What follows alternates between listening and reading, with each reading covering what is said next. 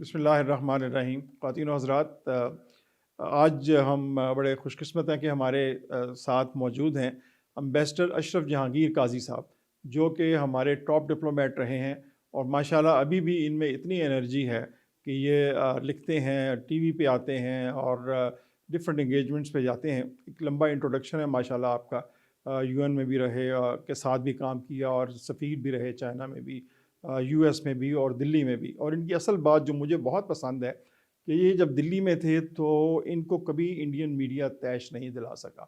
اشرف جہانگیر صاحب ہمیشہ اپنی کول مینٹین کرتے تھے، تو سر وہ کمال تھا ویسے واقعی۔ اور میرے ساتھ ہیں امبیسڈر امجد علی شیر، اور آج ہم امبیسڈر کائی صاحب سے پاکستان کی داخلی صورتحال پہ کچھ بات کریں گے۔ Sir welcome to our program. شکریہ جی، یہ میرے لیے بہت عزت کی بات ہے کہ آپ نے مجھے مدعو فرمایا۔ سر پاکستان بننے کے بعد دیکھیں ہم آزاد ہوئے تھے اکٹھے انڈیا کے ساتھ، تو کس سٹیج پہ ان سے کون سی ایسی غلطی تھی جو ہم نے کی انہوں نے نہیں کی؟ ایک تو لوگوں کا خیال ہے کہ شاید فیوڈلزم کو ختم کر دینا چاہیے تھا، انہوں نے نکال دیا فیوڈلزم کو، اس لیے وہ ہم سے بہتر ہے۔ کیا یہ کوئی ٹھیک بات ہے؟ ایک سر سوال ہے۔ دوسرا سوال جو ہے میں آپ سے یہ پوچھوں گا کہ یہ ہماری 75 سال کی جو تاریخ ہے، اس میں ہم کس سٹیج پہ نم ہو گئے؟ ہم نے بالکل ہمارے اندر ایپیتھی آ گئی نیشنل ایشوز کے ساتھ۔ صحیح بات، یہ دونوں بہت اہم سوال ہیں۔ میں کوشش کروں گا ایک اپنا جو فیلنگ ہے رد عمل، میں سمجھتا ہوں کہ یہ جو آپ نے فیوڈالی کی بات کی ہے یہ بالکل صحیح ہے، لیکن فیوڈالی کوئی ہمارے سے یہ کوئی کیا سے کہیں غلطی نہیں تھی جو ہم سے سرزد ہوئی ہے، کیونکہ یہ تو ایک فیکٹ تھا، ایک ریالٹی۔ یہ تو سوشل سٹرکچر تھا ہی ویسٹ پاکستان کا، by and large Punjab frontier اور کافی حد تک سندھ میں، کراچی شہر تھا بڑا، لاہور شہر تھا بڑا۔ انڈیا میں فیوڈالزم جو ہے کافی حد تک کمزور ہو چکا تھا پچھلے آلریڈی، اور اسی طرح ہمارے مشرقی پاکستان میں بھی کمزور ہو گیا تھا وہ، اس لیے سیاسی لحاظ سے وہ ہم سے زیادہ پروگریسو تھے۔ تو لیکن اگر آپ یہ جاننا چاہیں گے کہ ہم سے جو بنیادی کیا اسے کہیں غلطی کب سرزد ہوئی ہے، جہاں جس کے بعد پھر ہم کچھ آج اس حالات میں ہم پہنچ گئے ہیں، ہاں، تو وہ میں سمجھتا ہوں کہ وہ 1965 کی جو جنگ تھی، اس پہ کچھ زیادہ ہم نے پریپریشن نہیں کی تھی۔ ہم نے یہی سمجھا کہ کشمیر میں لوگ جو ہیں جب وہ اللہ اکبر کے وہ نعرہ سنیں گے تو اٹھیں گے، ہاں، کوئی ہمارے پاس اس قسم کا وہ پروفیشنل لوگ نہیں تھے جو ایکوریٹ انفارمیشن ہمیں وہ فیڈ کر سکتے تھے۔ ایموشنل تھے ہم، ایموشنز کی بنیاد پر اور جذباتی بیسس پہ ہم نے وہ لڑائی شروع کی ہے۔ 1962 میں ہندوستان کی شکست ہوئی ہے چین کے ہاتھ۔ اچھا، پھر 1965 کے اوائل میں ران آف کچھ میں جو لڑے، وہاں وہ ہندوستان کو ہم نے کافی وہ مارا بھی ان کو، حالانکہ فیصلہ جو ہوا وہ ہمارے حق میں نہیں ہوا، کیونکہ وہ جو ہماری جو جیت تھی وہاں وہ فیصلہ کن نہیں تھی، لیکن پھر بھی جنگ کے حوالے سے ہماری کارکردگی بڑی ٹھیک تھی۔ تو ہم نے یہی سوچا کہ ایک تو ہماری پروفیشنلزم، ہمارا جو اسلامی جذبہ، پاکستانی جذبہ، اور وہاں عوام جو ہے کشمیر کا وہ ہمارے انتظار میں بیٹھے ہیں، اور جو ہی انہیں معلوم ہوگا کہ آ گئے ہم تو وہ اٹھ پڑیں گے، اور انڈیا جو ہے جو کمزور ہو چکا تھا چین کے اس کے بعد، حالانکہ امریکہ نے بہت انہیں وہ مدد بھی دی تھی ملٹری ایڈ 1962 کے بعد، تو کافی میک اپ بلکہ پہلے سے زیادہ اسٹرانگ ہو گئے تھے۔ ہماری جو انفارمیشن جو تھی، انٹیلیجنس، وہ کمزور تھی، پروفیشنل نہیں تھی، تو وی ور آپریٹنگ آن، تو وہ جو ہے لڑائی تو ہم خوب لڑے، لیکن اصل چیز یہ ہے کہ لڑائی جب آپ شروع کرتے ہیں اور جیتتے نہیں ہیں، بے شک وہ بیٹل فیلڈ پہ آپ کی کارکردگی بہتر ہو دشمن سے، لیکن آپ کے مقاصد جو ہیں اگر وہ حاصل نہیں ہوتے ہیں وہ پھر آپ کی شکست ہوتی ہے۔ اور وہ نمایاں کہاں ہوا؟ تاشقند میں۔ تاشقند میں جہاں فیصلہ ہوا کہ کشمیر وہ جو سیز فائر وہیں کا وہیں، ہاں، اور کوئی ویسے ٹیریٹوریل کو چینج پاکستان کے حق میں بالکل نہیں ہوا. صرف یہ ہوا کہ شاستری صاحب چل بسے وہاں, تو وہ اگر اس کو آپ جیت سمجھتے ہیں پاکستان کی تو وہ آپ سمجھیں, نہیں تو. اور اس کے فوراً بعد آپ جانتے ہیں کہ ہمارے یعنی کہ احساس شکست کا عالم یہ تھا کہ بھٹو صاحب کو نکالا گیا, انہوں نے اپنے پارٹی بنایا, اپوزیشن بنایا, تو وہیں سے ایوب خان کمزور ہو گئے تھے. تو ہمارے تو بیٹل فیلڈ پہ یعنی کہ میدان جنگ پہ ہماری جیت تھی, خاص طور ایئر فورس کی ہماری جیت تھی, اور اسی طرح ہمارے آرمڈ کور کی جیت تو تھی, لیکن وہ جس طرح فیصلہ کن جیت نہیں تھی. تو فیصلہ کن جب جیت نہیں ہوتی ہے اور وار آپ نے کیا ہے اور مقاصد آپ کے حاصل نہیں ہوتے ہیں تو پھر وہ شکست ہو جاتی ہے. ٹھیک ہے سر, تو یہ تو پہلے سوال کا ہو گیا. دین مائی سیکنڈ کوسچن جی, کہ آپ ان 75 ایئرز میں وہ کیا چیز تھی کہ جس کی وجہ سے ہم آہستہ آہستہ ہمارے اندر ایپیتھی آ گئی؟ اب اس کے بعد تو انفارچونیٹلی جس طرح میں نے عرض کیا ہے, کہیں ہمارے جو سیاسی لیڈران جو ہیں جذباتیت ان میں بڑی تھی. کئی بہت قابل لوگ تھے, ذوالفقار علی بھٹو جیسے قابل شخص تو بہت کم ملک میں آئے ہیں, اور قائد اعظم کے بعد, خیر قائد اعظم کی بات ہی اور ہے, ان کے ساتھ تو کسی کا مقابلہ نہیں ہو سکتا. لیکن ذہانت کے حوالے سے اور پروگریسو خیالات کے حوالے سے ذوالفقار علی بھٹو بہت عظیم لیڈر تھے. لیکن عظیم لیڈر کو اور بھی کچھ چاہیے, وہ ایک پرسنالٹی بھی چاہیے تاکہ وہ ڈیوائسو نہ ہوں. وہ اور ہم دیکھتے ہیں کہ ہمارے جو بڑے اسٹرانگ لیڈرز رہے ہیں وہ انہوں نے عوام کو یکجا نہیں کیا بلکہ وہاں ڈویژنز لے آئے ہیں.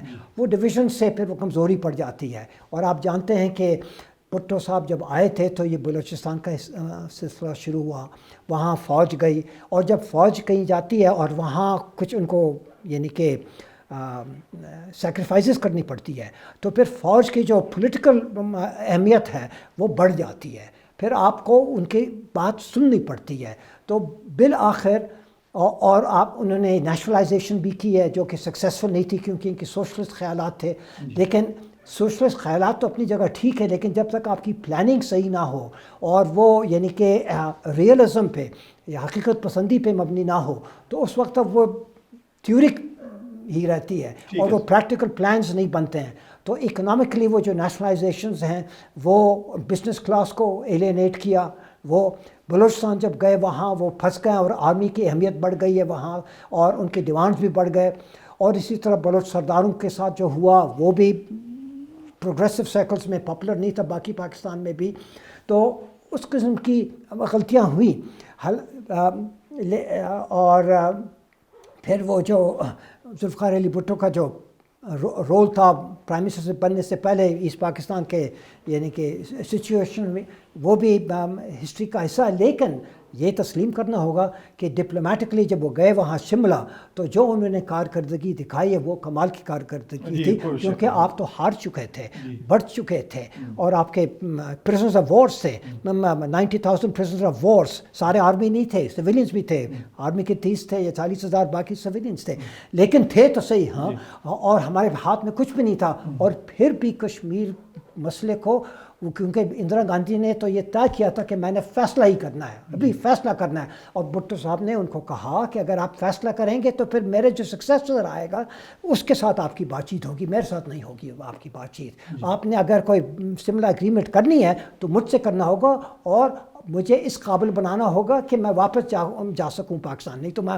جا ہی نہیں سکوں گا پاکستان واپس. تو اس بیسس پہ اندرا گاندھی نے سملہ اگریمنٹ کیا جس سے کشمیر کا مسئلہ برقرار رہا, اور وہ آگے کے لیے پاسبلٹیز اوپن رہے. تو میں سمجھتا ہوں کہ ڈپلومیٹکلی اور نیشنلی وہ ہمارے عظیم لیڈرز میں سے تھے. لیکن اچھا, پھر ان کے بعد جو آیا پھر وہ مارشل لاء آیا. جب مارشل لاء آیا تو پھر آپ جانتے ہیں کہ جب ڈیموکریسی ختم ہو جاتی ہے اور ڈیموکریسی ایک ڈھانچہ بن کے رہ جاتا ہے تو پھر تو وہ اس کے اثرات, اکنامک کے اثرات, پولیٹیکل اثرات, سوشل اثرات, اور ویسے بھی عوام پہ جو تاثر ہوتا ہے وہ منفی قسم کی ہوتی ہے. آپ جانتے ہیں. اور ضیاء صاحب آئے, انہوں نے اسلام کا پرچار کیا اور بڑی اچھی بات ہے, لیکن یہ ہے کہ اسلام جو ہے اس کا تعلق تو ملٹری لیڈرشپ سے تو نہیں ہونا چاہیے، اس کا تو پاکستان کے عوام سے ہونا چاہیے، کیونکہ عوام مسلمانوں کا عوام ہے، 90%، 95%، ہم 96% پاکستان کے لوگ تو مسلمان ہیں، اور اسلام کو ہم دل سے چاہتے ہیں، ہمارا عقیدہ ہے، ہماری سیاست ہے، ہماری سب کچھ ہے، تو مارشل لاء کی ضرورت نہیں ہے اسلام کے لیے، لیکن وہاں وہ غلطیاں ہوئی ہیں۔ اس کے بعد پھر وہ آرمی جب بہت اسٹرانگ ہو گئی ہے تو پھر ہماری الیکٹڈ گورنمنٹس بھی ان کا انحصار پھر بڑھتا گیا وہ جی ایچ کیو پہ، تو جس کسی نے کہا کہ پاکستان کی سیاست جو اے بی سی سے شروع ہوتی ہے اور جی ایچ کیو پہ جا کے ختم ہوتی ہے اور پھر سے اے بی سی سے شروع ہوتی ہے، تو یہ جو چکر تھا پاکستان کی سیاست کی، اس سے پاکستان کمزور پڑ گیا۔ تھینک یو سو مچ سر۔ سر میں امجد بھی مجھے پتا ہے بےتاب ہے آپ سے سوال کرنے کے لیے۔ بہت بہت شکریہ سر، آپ نے بڑے تفصیل کے ساتھ پاکستان کے حالات کے بارے میں بتایا۔ میرا سوال بھی پاکستان کے موجودہ سیاسی اور معاشی صورتحال کے بارے میں ہے، جس کے بارے میں کہا جاتا ہے کہ پچھلے 75 سال میں اتنی نازک صورتحال پہلے کبھی نہیں رہی۔ آپ سمجھتے ہیں کہ یہ جو موجودہ صورتحال ہے سابق وزیر اعظم عمران خان کے دورہ روس سے شروعات ہوئی ہے، یا اس سے پہلے ایسی کوئی عوامل تھے، ایسے کچھ کردار تھے جو ہمیں آج اس صورتحال پہ لائے ہیں؟ وہ جس میں نے عرض کیا جی کہ یہ جو سلسلہ ہے یہ تو ضیاء صاحب کے آنے کے بعد سے شروع ہوا ہے، اس کے بعد پھر ہمارے کل 4 جنرلز ہیں، جنرل ضیاء صاحب تھے، پھر جنرل کچھ عرصے کے لیے وہ پہلے تو جنرل آیا تھے، پھر وہ ذوالفقار علی بھٹو، پھر وہ تو جنرل نہیں تھے، جنرل ضیاء، پھر مشرف صاحب آئے ہیں، پھر اس کے بعد اور بھی آئے ہیں، باجوہ صاحب آئے ہیں، اور اب نئی لیڈرشپ ہے، اور نئی لیڈرشپ نے یہ کہا ہے کہ ہم صفحہ بدلنے کے لیے تیار ہیں۔ پہلے بھی یہ کہا گیا ہے لیکن وہ صفحہ وہیں کہ وہیں رہا۔ اب امید ہے کہ انشاءاللہ احساس ہوا ہے فوج میں بھی کہ بھئی سیاست ہمارے بس کی بات نہیں ہے، نہ ہمیں کرنا چاہیے، یہ ان پہ چھوڑنا چاہیے، یہ اچھے ہوں یا برا ہو ذمہ داری ان کی ہے، اور ڈیموکریسی کے ذریعے اگر کوئی بہتری آئے گی تو آئے گی، نہیں تو اگر ڈیموکریسی کو آپ سسپینڈ کریں گے، اس کو ایک طرف رکھیں گے، تو پھر آپ کے جو پروگریس ہے وہ مشکل ہو جائے گا۔ یہ نہیں کہ ناممکن ہو جائے گا، لیکن مشکل ہو جاتا ہے، بہت مشکل ہو جاتا ہے۔ تو اور ملٹری جو ہے وہ ان کی ٹریننگ جو ہے پولیٹیکل لیڈرشپ کے لیے تو نہیں ہوتی ہے، ان کی طاقت تو اتنی ہے کہ وہ پولیٹیکل لیڈرشپ اسرٹ کر سکتے ہیں، لیکن اس کے لیے تو ان کی ٹریننگ نہیں ہوتی ہے۔ ہاں آپ دیکھیں ان کا سلیبس کیا ہے، وہ پی ایم اے میں بھی اور اسٹاف کالج میں بھی اور دوسرے وار کالجز میں بھی ان کی ٹریننگ ہوتی ہے ایز سولجرس، کہ سیکیورٹی کیا ہے اور لڑائی کیا چیز ہوتی ہے، اور یہ وہ فلانا سیاست کے لیے ہوتی ہے۔ پھر پولیٹیکل لیڈرز جو ہیں ہمارے، وہ تو کہیں سے بھی الیکٹ ہو کے آ جاتے ہیں، چاہے اس نے پرائمری بھی نہ پاس کیا ہو، ان کی بھی لیے کوئی بیسک ایجوکیشن کا ہونا چاہیے۔ یہ دیکھیں، یہ آپ نے بڑے پتے کی بات کی ہے، کیونکہ اگر صرف پولیٹیکل لیڈرز پہ چھوڑیں گے تو پھر وہ پولیٹیکل لیڈرز وہ تو ریفلیکٹ کریں گے سوسائٹی کو، اور سوسائٹی کی جو کمزوریاں ہیں وہ ریفلیکٹ ہو جائیں گی۔ تو آپ کو چاہیے کہ پبلک ایجوکیشن تو بہت ضروری ہے، کوئی بھی حکومت ہو، لیکن جب تک وہ ملٹری ڈومینیٹ ہوتی ہے تو آپ کا جو ملٹری بجٹ ہے وہ بہت کچھ، ابھی آپ دیکھیں لڑائی کے ذریعے ہمیں نہ کوئی نیشنل آبجیکٹیو ہم حاصل نہیں کر سکتے ہیں، تو ملٹری بجٹ کے اوپر نظر ثانی کی ضرورت ہے، اور یہ ایک سیاسی چیلنج ہے جو کہنا آسان ہے اس کا کروانا، لیکن اس کا احساس فوج کے اندر بھی تو ہونا چاہیے، کیونکہ وہ تو ہم سے کم پاکستانی نہیں ہیں، بلکہ ہمارے برابر، ہم سے زیادہ پاکستانی ہیں، زیادہ نہیں تو ہمارے برابر تو ہیں، ہاں، تو وہ بھی چاہتے ہیں کہ پاکستان جو ہے خوشحال ہو اور ترقی کی طرف گامزن ہو، اور تو ایجوکیشن کی بجٹ کو بڑھانے کے لیے، ہیلتھ کی بجٹ کو بڑھانے کے لیے، انفراسٹرکچر، ہیومن انفراسٹرکچر اور فزیکل انفراسٹرکچر کو بڑھانے کے لیے آپ کو یعنی کہ بجٹ کو بھی ری اورینٹ کرنے کی ضرورت ہے، اور اس کی اجازت ہونی چاہیے۔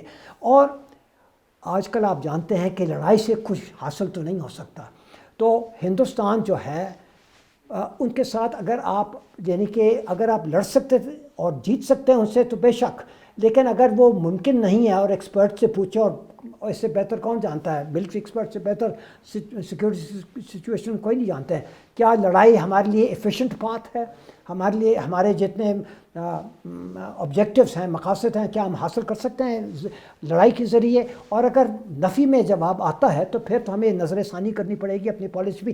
اس کا یہ مطلب نہیں کہ کشمیر کو خدا حافظ کہیں گے، بالکل نہیں، وہ تو پرنسپل وہ تو پاکستان کا جس طرح ہم کہتے ہیں شاہ رگ ہے، ہماری پالیسی کا شاہ رگ ہے یہ، لیکن ہم نے اس کو ایک سلوگن بنا لیا، پالیسی نہیں ہے. پالیسی تو ہماری یہ ہے کہ ہم ان کی حمایت کرتے رہیں گے، ان کے حقوق جو ہے وہ ہمارے لیے اہم ہے، اس کی حمایت ہم کریں گے، سپورٹ ہم کریں گے. لیکن لڑائی اگر انفیشینٹ بات ہے تو ہم ڈپلومیسی کے ذریعے کوشش کریں گے اور اکنامکس کے ذریعے. اور پاکستان کو دنیا میں ایک یعنی کہ اگر وہ پاکستان کا نام جو ہے وہ بہتر ہو جائے تو ہماری بات پھر سننے کے لیے لوگ تیار ہوں گے. لازمی ہے نا کہ ہم انٹرنلی اسٹرانگ ہوں.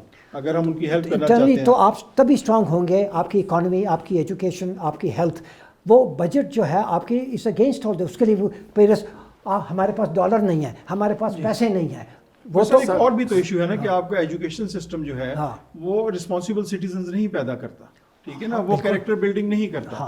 پھر تو یہی کچھ آئے گا نا اسمبلیز میں جو آپ شروع میں. یہ تو لانگ ٹرم پروجیکٹ ہے، ایک دن میں، ایک سال میں، 2 سال میں، 5 سال میں یہ، لیکن اس کی شروعات تو ہونی چاہیے. جی جی ابھی آپ دیکھ رہے ہیں روز کتنے یونیورسٹیز بن رہا ہے اور کس قسم کے ہماری یونیورسٹیز ہیں. آپ کے پی ایچ ڈی کی کیا قدر ہوتی ہے باہر پاکستان. سر میرا سوال یہ ہے کہ آپ نے تو ظاہر ہے کہ ملٹری کے رول کو تو ڈسکس کیا، لیکن آپ یہ دیکھیں کہ ایک دوسری طرف جو ہمارے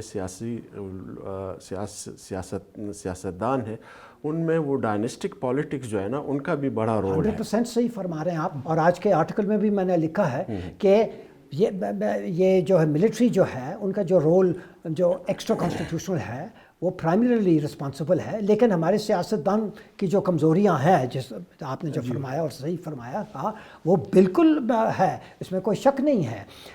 لیکن وہ پھر بھی ثانوی ہے ان کے مقابلے میں، کیونکہ ان کی وہ طاقت نہیں ہے جو میجر انسٹیٹیوشن کی ہے. لیکن ان کے حوالے جب آپ کریں گے الیکشن کے ذریعے تو آہستہ آہستہ ان کو پھر ذمہ داری اختیار کرنا ہوگا، نہیں تو وہ عوام سے روٹ جا کے ان کو ریجیکٹ کرے گی. تو گریجولی اٹس اے پروسیس. اب انڈیا میں کتنے جنرل الیکشنز ہوئے ہیں اور انڈیا کی الیکشنز کبھی چیلنج نہیں ہوتے ہیں. جو رزلٹ ہوتا ہے کوئی یہ نہیں کہتا کہ امپورٹڈ گورنمنٹ آئی ہے یا ڈیوائیڈڈ یا فراڈ تھا، یہ وہ ہوتی ہیں وہاں لڑائیاں، لوگ مرتے بھی ہیں ان کے الیکشنز میں، اور یہ وہ کیسز بھی ہوتے ہیں کہ یہ الیکشن کوئی ڈسکوالify ہوتا ہے. لیکن بالعموم ان کے الیکشنز کتنے ہوئے ہیں وہاں الیکشنز. سر ان کا کوئی ڈسکرنٹڈ لیڈرز جو ہیں وہ باہر جا کے نہیں بیٹھ جاتے کہ لندن باہر بیٹھ جاتے نہیں جائیں ہیں یا دبئی جا کے بیٹھ جائیں. تو پھر یہ بات ہے. اب یہ عوام کو جب اس بات کا اندازہ ہوگا اور عوام کو اپنی طاقت کا جب اندازہ ہوگا کہ اگر ہم ایک ہو جاتے ہیں اور ہم متفق ہو جاتے ہیں، ایک ہو جاتے ہیں، اور اگر ہم تحریکیں چلائیں گے تو ہماری جو طاقت ہے اس کے سامنے کوئی نہیں ٹھہر سکے گا، اور پھر پالیسیز بننے شروع ہوں گے ہمارے حق میں.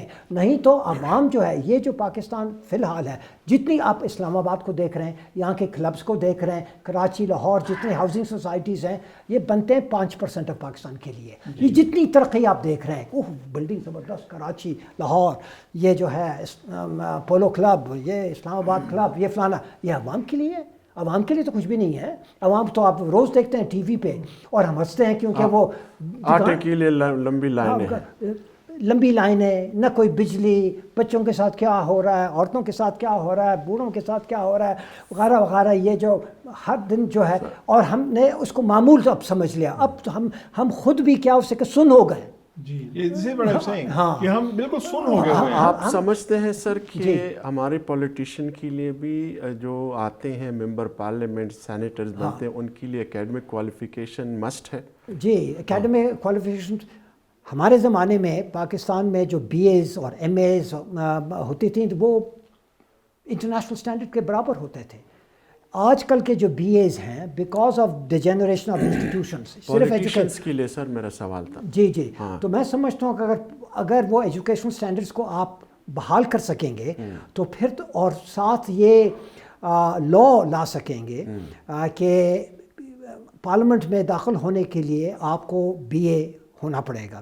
اب ایک لحاظ سے لائرز تو اعتراض کریں گے کہ یہ بنیادی حقوق کے خلاف ہے، کیونکہ اس کا یہ مطلب غریب آدمی جو اس کے پاس بی اے کہاں سے آئے گا. تو وہ اپنی جگہ صحیح ہے. تو آپ کو یہ پالیسی 5 سال تک یہ 6 ایئرس تک کچھ وقفہ دینا پڑے گا اس کو امپلیمنٹ کرنے کے لیے, لیکن شروعات تو ہونی چاہیے. ایگزیکٹلی سر, دیکھیں نا ممبر پارلیمنٹ کو ایٹ لیسٹ پتہ تو ہو کہ بل کیا ہے, اور بل دیکھیں نا لینگویج جو ہے انگلش ہے, وہ تو پرووائڈ نہیں کرتے ہیں. سر وہ پھر ان کو نہیں پتا کہ کیا وہ کہہ رہے ہیں. 18th امینڈمنٹ اتنا اہم بل کانسٹیٹیوشنل امینڈمنٹ تھا, اور وہ 12 منٹ میں پاس ہوا ہے سر, کیونکہ کسی نے پڑھا نہیں تھا. نہیں, کوئی نہیں پڑھتا. اور یہ ویسے امریکہ میں بھی یہی ہوتا ہے, یہ جو لیجسلیشن پاس ہوتا ہے وہاں کانگریس میں کوئی پڑھتا ہے بل کوئی 800 صفحے کا ہوتا ہے, 2000 صفحے کا ہوتا ہے. وہ سارے لابیسٹ ہوتے ہیں, مطلب بزنس ہاؤسز کے جو لکھتے ہیں وہ لاس, اور یہ ٹپا لگاتے ہیں کیونکہ ان کے الیکشن کیمپین کی فنانسنگ بزنس ہاؤسز کرتے ہیں. اسی طرح پاکستان میں بزنس ہاؤسز تو نہیں, تو یہ کنیو لیڈر جو ہوتی ہے, اور لیڈر جو ہوتے ہیں پاکستان کے عمراؤں میں سے ہیں, امیر ترین لوگوں میں سے ہوتے ہیں. وہ ان کی طرف سے وہ جو پارٹی فنڈز آتے ہیں, اور پارٹی فنڈ اور لیڈر کے فنڈ میں کبھی فرق ہوتا ہے کبھی نہیں ہوتا ہے فرق, وہ اس کے ذریعے, اور وہ الیکٹیبل کا کیا مطلب ہے کہ الیکٹیبل کے آپ جو ہیں کس کلاس کے ہیں. اگر آپ زمیندار ہیں یا بزنس مین ہیں یا ویسے آپ خوشحال ہیں تو آپ اپنے الیکشن کو فائنینس کر سکیں گے. ساتھ ساتھ پھر آپ کو اور بھی وہ مواقع مل جاتے ہیں پیسے بنانے کے, جب آپ کی الیکشن ہوتی ہے اور گورنمنٹ وہ پاور میں آ جاتی ہے, تو وہ کسی کو ایجوکیٹ ہونے کی ضرورت ہی نہیں ہوتی ہے. وہ آپ کو بدلنا ہوگا. وہ کس طرح بدلیں گے وہ ایک علیحدہ بحث ہے. یہ ممکنات میں ہے لیکن آسان نہیں ہوگا, اور لیکن اس کا پہلا کام تو ہمیں لینا پڑے گا, پہلا قدم تو لینا پڑے گا اس کی طرف کہ ایجوکیشن اور صحیح معنوں میں ایجوکیشن, کیونکہ ویسے تو ہر سپیچ میں ہوتی ہے ایجوکیشن ہونی چاہیے, صحت ہونی چاہیے, وغیرہ وغیرہ ہونی چاہیے, پھر ہوتا کچھ نہیں ہے. تو سپیچز کے بجائے ایکشنز پہ اگر یہ باتیں آ جائیں تاکہ عوام بھی یہ محسوس کرے کہ ہاں ہمارے اسکولوں میں بہتری آ گئی ہے, ہمارے ہیلتھ فیسلٹیز میں بہتری آ گئی ہے, ہم جو ہیں یعنی کہ جو بنیادی ضروریات ہیں وہ ہمارے بس کی بات بنتی جا رہی ہے, یہ نہیں کہ ہمارے بس کے باہر ہے, اور جو پرائسز ہیں وہ آسمانوں سے بات کر رہے ہیں. تو یہ ممکن ہے, یہ آسان نہیں ہوگا لیکن آپ کو شروع تو کرنا ہوگا. سر آپ نے پچھلے پروگرام میں جو تھا آپ کا فارن پالیسی پہ, اس میں آپ نے کہا کہ ہمارا امیج کا ایشو ہے, وچ از اے فیکٹ. امیج کی بات ہوتی رہتی ہے, اور امیج میرا خیال ہے کہ ابراڈ اس وقت ہمارا آل ٹائم لو ہے. انٹرنلی بھی اگر آپ دیکھیں, مورلی بھی جنرلی لوگ جو ہے وہ فیل ایسا ہی کر رہے ہیں. سر ہمیں اپنا امیج ٹھیک کرنے کے لیے کیا کرنا ہوگا؟ ظاہر ہے جب تک ہم اپنے آپ کو ٹھیک نہیں کرتے ہمارا امیج ٹھیک نہیں ہوگا. If you are to start, تو آپ کہاں سے سٹارٹ کریں گے اس کو سر؟ کسی ایک چیز سے تو نہیں سٹارٹ کریں گے, بہت سارے موومنٹس کو آپ کو شروع کرنے پڑیں گے. جی, تحریک وغیرہ جو ہیں, ایجوکیشن تحریک, ہیلتھ تحریک, یہ جو ہے انسٹیٹیوشنل امپروومنٹ کی تحریک, اکنامک کے جو ریفارمز کے لیے ہیں, ریڈیکل ریفارم, شاید لینڈ ریفارمز, بہت سارے جو ہیں ریفارمز, ان کے لیے بہت ساری تحریک کی ضرورت ہے, اور وہ عوامی تحریک ہونی چاہیے, اور ان کے لیڈر جو ہیں عوام میں سے آنے چاہیے. یہ نہیں کہ ضروری ہے کہ مڈل کلاس, کیونکہ انٹلیکچوئل زیادہ تر مڈل کلاس کے ہوتے ہیں, لیکن انٹلیکچوئلز میں بھی تو انٹلیکچوئل بھی ہوتے ہیں اور دوسرے قسم کے بھی الیکشن ہوتے ہیں. ایک ہوتے ہیں سرکاری انٹلیکچوئل, یا ٹی وی کے انٹلیکچوئل, یا میڈیا کے انٹلیکچوئل, ایک ہوتا ہے عوامی انٹلیکچوئل, جو ضروری نہیں کہ وہ خود عوامی کلاس کے ہوں, کیونکہ پڑھا لکھا ہو تو اس کے لیے آسان ہوتا ہے, اکثر وہ مڈل کلاس یا لوور مڈل کلاس یا مڈل کلاس کے ہوتے ہیں, لیکن ان کی ساری سمپتیز, ان کی ساری جو بلیف ہیں وہ ورکرز کے لیے اور فارمرز کے لیے, مزدور, کسان, اور یہ جو ہے لیبر کے لیے ہوتا ہے. وہ آپ کو شروع کرنا ہوگا. وہ ہوا ہے ایسٹ پاکستان میں, ہوا ہے ہندوستان میں, ہوا ہے دوسرے ممالک میں, اور پاکستان میں کیوں نہیں ہو سکتا؟ جی, اور وہ اس لیے بھی سر لازمی ہے کیونکہ لوگوں کا ایک بہت زیادہ ٹرسٹ ڈیفیسٹ ہو گیا on the state institution. Different state institution بجا طور پہ اس کو بحال کرنے کی بہت لازمی ضرورت ہے, تاکہ کیونکہ وہ انسٹیٹیوشن لوگ اپنے نہیں سمجھتے ہیں, یہ ہماری انسٹیٹیوشن نہیں ہے. جی, یہ سر ایکچولی یہ ہمارا ایک بہت بڑا پرابلم ہے کہ even after independence, freedom, liberation, what ever you سے 1947 لوگوں کا جو اسٹیٹ انسٹیٹیوشنس کے اوپر ٹرسٹ ڈیفیسٹ تھا وہ بڑا ہی ہے, وہ کم نہیں ہوا. لیکن لوگ جو ہیں ان کی ہمتیں بھی کافی پست ہو گئی ہیں, اور وہ بھی سمجھتے ہیں کہ بھئی ہمیں تو 2 وقت کی روٹی کی ضرورت ہے. جس طرح وہ میں نے آج کے آرٹیکل میں بھی لکھا, وہ فرینچ لیبر موومنٹ چل رہا ہے, یلو ویسٹ, وہ کہتے ہیں کہ آپ تو کلائمیٹ چینج کی بات کرتے ہیں کہ نصف صدی تک تو یہ ہوگا وہ ہوگا, ہم تو نصف مہینے کو دیکھتے ہیں. ہاں, کہ بھئی ہماری جو پیسے ہیں وہ تو 10 دن چلیں گے, باقی 20 دن کیسے نکالیں گے؟ ادھار لے کے تو وہ ادھار ہمیں اتارنا پڑے گا، کیا رہ جاتا ہے نیکسٹ مہینے کے لیے. تو یہ اور یہ سلسلہ جب چلتا ہے تو اور لوگ دیکھتے ہیں کہ اس کی یعنی کہ اس صورتحال کی بہتری نظر نہیں آ رہی ہے، تو بالآخر وہ ذرا کہتے ہیں پھر کسی بڑے آدمی کے ساتھ منسلک ہو جاؤ تاکہ کچھ تو ہمارے طرف آ جائے. سر پاکستان میں آپ نے دیکھا ہوگا کہ ہر قسم کی مافیاز ہیں، لینڈ مافیا ہے، شوگر مافیا ہے، آئل مافیا ہے. آپ نہیں سمجھتے کہ پاکستان میں اگر رول آف لا ہے تو یہ سارے مسائل حل ہو سکتے ہیں؟ یہ ان جتنے مسائل ہیں ان میں سے ایک یہ ہے بنیادی رول آف لا، کیونکہ جو بھی آپ ریفارم لائیں گے وہ تو لا کے ذریعے ہی لائیں گے، رولز کے ذریعے ہی لائیں گے. تو لاز جو ہیں وہ بناتا کون ہے اور کس مقصد سے بناتے ہیں، اور کیا وہ خود اس رول کے مطابق ان کا رویہ ہوتا ہے کہ نہیں، کہ وہ صرف عوام کو کنٹین کرنے کے لیے وہ رول بناتے ہیں یا ان کو ڈائیورٹ کرنے کے لیے بناتے ہیں. اب دیکھیں لیڈیز ویمنز رائٹس بالفرض یا مائنورٹیز رائٹس ان کے لیے رولز تو سارے کتابوں پہ تو ہیں، وہ آ چکے ہیں، لیجسلیشن تو ہے، لیکن وہ امپلیمنٹ نہیں ہوتے ہیں. تو اچھا وہ جوڈیشری کے پاس جب جاتا ہے تو جوڈیشری جو ہے وہ بھی تو ایک ماحول میں کام کرتی ہے، جوڈیشری یہ عدلیہ جو ہے وہ تو اور وہ اس کو دیکھتے ہوئے وہ یہ دیکھتے ہیں کہ بھئی اگر ہم ایک ایسا فیصلہ دیں جو نافذ ہی نہ ہو تو اس سے فائدہ کیا. وہ بھی دیکھتے ہیں کہ رول کے تقاضے کیا ہیں اور ممکنات کیا ہیں تاکہ ہماری ساکھ بھی بالکل وہ اس میں کوئی سوال آنچ نہ آئے. تو یہ ایک بنیادی سوشل پرابلم ہے جس طرح یہ اور مسائل ہیں. تو رول آف لا اگر نہیں ہے پاکستان میں وہ اس لیے کیونکہ سیکیورٹی نہیں ہے اور پولیٹیکل ڈیولپمنٹ نہیں ہے اور ڈیموکریسی نہیں ہے اور ایک قسم کی کیا اسے کہیں جاگیرداری ہے، یہ تجارت کی یعنی کہ حکومت چلتی ہے، بزنس مین کی حکومت چلتی ہے، یعنی کہ خواصوں کی ہے. عوام جو ہے خواص کے لیے ڈیموکریسی ہے لیکن عوام کے لیے ڈیموکریسی نہیں ہے. اور ڈیموکریسی عوامی چیز ہونی چاہیے اگر وہ ڈیموکریسی اگر اس کو وہ کھلانے کے مستحق ہو. تو یہ مسائل ہیں. جی خواتین و حضرات، آپ کا بہت بہت شکریہ، اور امبیسڈر اشرف جہانگیر قاضی صاحب کا بہت بہت شکریہ.